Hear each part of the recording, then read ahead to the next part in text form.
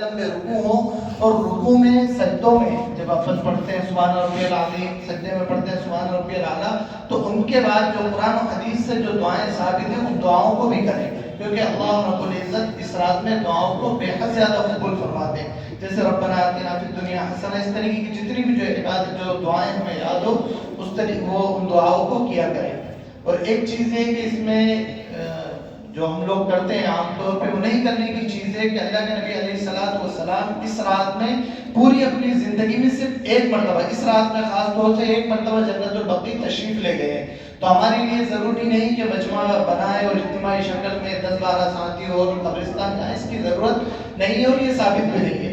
جو ثابت ہے وہ چیز یہ ہے کہ اللہ کے نبی علیہ الصلوۃ والسلام جمعے کے دن اکثر جمعے کو قبرستان جاتے تھے، تو اس چیز کا اہتمام ہو، اس چیز کا اہتمام نہ ہو، اس چیز کا خیال رکھیں. اور ایک یہ تو شب برات سے متعلق چیزیں ہو گئی، اور ایک چیز یہ ہے کہ 15 شعبان کا روزہ لوگ مانتے ہیں، کیونکہ ہمارے اس میں رمضان میں جب شب برات آتی ہے، شب قدر آتی ہے، تو اس کے بعد روزے کو بہت بڑی اہمیت اور بہت بڑی چیز سمجھا جاتا ہے.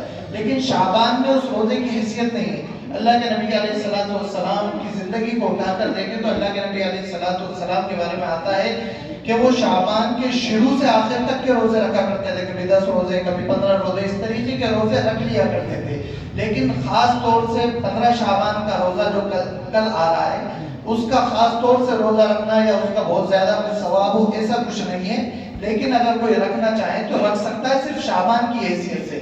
15 شعبان کی حیثیت سے اس کی کوئی حیثیت نہیں ہے اور اس میں کوئی ایسا زیادہ ثواب بھی ان چیزوں کا نہیں ہے. اس لیے ہم تمام کو چاہیے کہ انفرادی طور پر اس کا اختیار کریں، عبادت کریں. ایک چیز مسجد میں ہوتی ہے، عام طور پر لوگ جمع ہو جاتے ہیں، پھر لایانی باتیں ہوتی ہیں، غیبتیں بھی شروع ہو جاتی ہیں، ہنسی مذاق بھی ہوتی ہے. تو اس میں کیا ہوتا ہے کہ ایک تو اگر غیبتیں ہو رہی ہے تو گناہ میں ملوث ہو رہے ہیں، دوسرے یہ کہ اگر گالی گلوچ دوسری چیزیں ہو رہی ہے تو مسجد کی بے حرمتی ہو رہی ہے.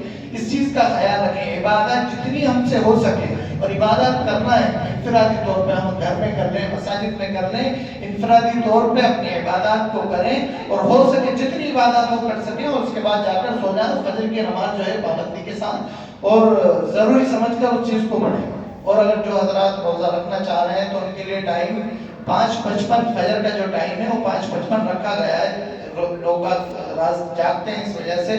اور صبح صادق ہے وہ 5:35 پر ہے، یعنی جو ہم رات کا وقت ہے اگر ہم سحری کرنا چاہیں گے تو 5:35 پر صبح صادق ہے.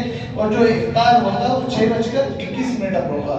اس کا خاص طور سے خیال رکھیں. پھر میں ایک مرتبہ کہہ رہا ہوں کہ 15 شعبان المعظم کا جو روزہ ہے وہ خاص اس کی کوئی شرعی حیثیت نہیں ہے. شرعی حیثیت جو ہے وہ صرف شب برات کی ہے کہ اس میں اللہ رب العزت دعاؤں کو قبول فرماتے ہیں. اور اس کی فضیلت میں اللہ کے نبی علیہ الصلوۃ والسلام کی حدیث سے ثابت ہے.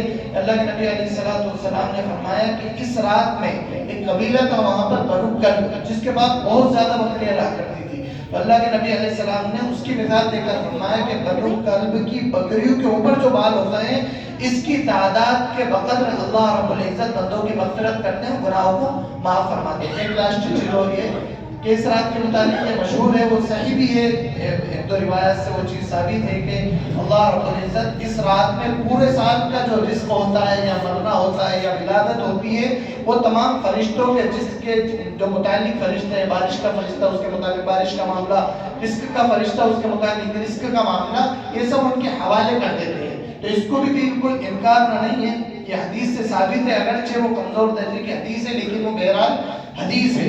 تو اس رات میں جب ہم عبادات کریں گے تو اس چیز کا دعاؤں میں اہتمام کریں کہ اللہ رب العزت اگر تو نے میرے آئندہ شعبان تک کی زندگی رکھی ہے تو اس زندگی کو اپنی عبادت اور اپنی رضا کے مطابق گزروائیے.